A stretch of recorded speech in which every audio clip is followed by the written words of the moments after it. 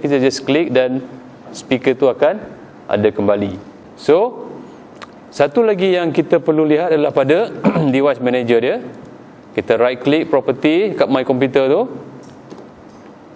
dan dekat sini sama macam tadi, kita tengok pada hardware, okey, pada device manager, dan kita lihat kepada dia punya sound, video and game controller. Dia right, kita klik dan kita tengok.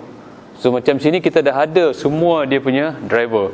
Katalah kemungkinan bila kita klik dekat sound, video and game controller ni, dia punya data ni tidak wujud. Bermakna dekat sini kita punya CPU ni dah hilang dia punya sound driver. Apa kita perlu buat adalah kita tengok kepada balik kita punya motherboard. Kalau kita ada simpan kotak motherboard kita dulu, kita boleh dapat manual yang ada tu. Kita boleh tengok dekat mana driver kita, dan kita just install dekat CD-ROM kita, dan kita akan dapat balik sound kita. Ataupun kita boleh download driver kita tu daripada internet, tetapi dengan syarat kita kena tahu kita punya motherboard model. Okey, hari ini kita nak selesaikan satu masalah. Masalah ni takkan dihadapi dan takkan kita fikir pun benda ni penting. Bila kita ada komputer, benda ni penting. Masalah ni adalah masalah printer. Ada 6 perkara yang perlu kita tengoklah bila kita ada masalah dalam printer ni.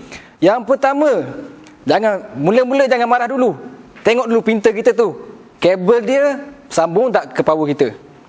Mula-mula bila kita beli printer baru, kita tengok dulu kabel kita tu sambung kat mana, dekat dia punya connection power dia. Yang pertama, yang kabel ni kabel power untuk printer. Mula-mula kita masukkan slot ni, masuk biar rapat tau. Slot ni kita masuk biar rapat. Lepas tu kita tengok power dia sambung ke dock. Lepas yang keduanya kita tengok dia punya kabel yang kedua, dia macam mana CPU tu nak baca daripada printer tu masuk ke CPU. Macam mana dia nak keluar kertas tu ke sini. Kita tengok kabel USB. Ni kita panggil kabel USB. Dia sambung daripada CPU USB masuk ke slot USB. Dia masuk kepada printer kita sini. Ni dia slot dia dokkan lain. Dia ada satu slot yang betul-betul muat dengan port untuk kabel USB ni. Ni port dia sama je. Okey, masuk dia kat sini. Okey. Lepas tu bila kita dah masuk kabel tu rapat-rapat, barulah kita buka power. Takkanlah buka power, takkanlah kita nak suruh sambung je kan. Kan rosak pula printer baru kita. Yang kedua, tengok dia punya power tu on ke tak. Mula-mula kabel, lepas tu power tu on ke tak. Jangan gaduh-gaduh. Okey. Lepas tu, yang ketiga, tengok pula kertas kita ada ke tak. Tiba-tiba kita print kertas tak ada, memanglah tak keluar kan. Okey. Lepas tu, yang keempat, kalau kita pakai printer yang online punya, contohnya kita ada printer, kita sharekan dalam kita punya bilik, ada banyak-banyak komputer, tapi kita sharekan satu printer saja menggunakan network. Tapi tak boleh nak print. Kita check dia punya network tu okey ke tak. Yang kelima, yang paling akhir lah, bila kita print ni tak keluar kan, print je kertas kosong, check kita punya printer tu toner masuk ke tak. Okey. Okey, itu je. Yang untuk bahagian luar, kita check ada itu saja. Sebelum kita pergi kepada bahagian dalam untuk kita lihat lebih lanjut tentang masalah printer ni. Dekat my computer ni,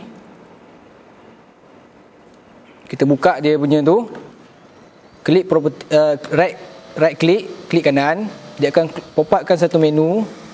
Kita pilih properties. Okey, bila kita pilih properties tu, dia akan pop up lagi satu menu, iaitu system properties. Kita kat sini ada banyak, general ada, computer name ada, hardware ada. Tapi kita nak pilih hardware sebab kita nak tengok printer kita tu dah kenal tak, kita punya CPU kita tu dah kenal tak kita punya printer. Bila pilih menu hardware, pilih pula untuk device manager. Dalam device manager ni dia ada banyak hardware yang telah kita pakai dalam kita punya CPU.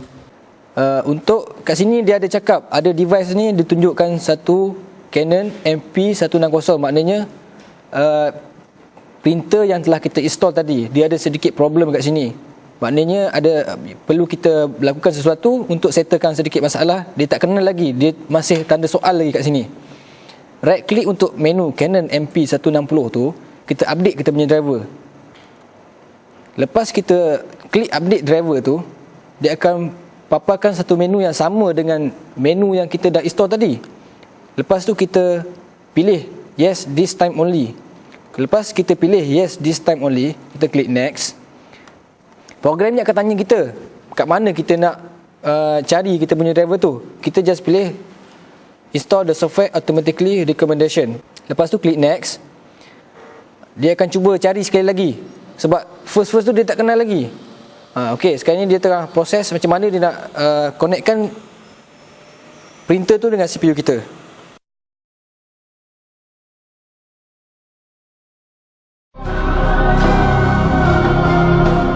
Okay, dalam kita punya konteks troubleshoot pula hari ni, kita punya masalah sekarang ni hard disk kita lembab.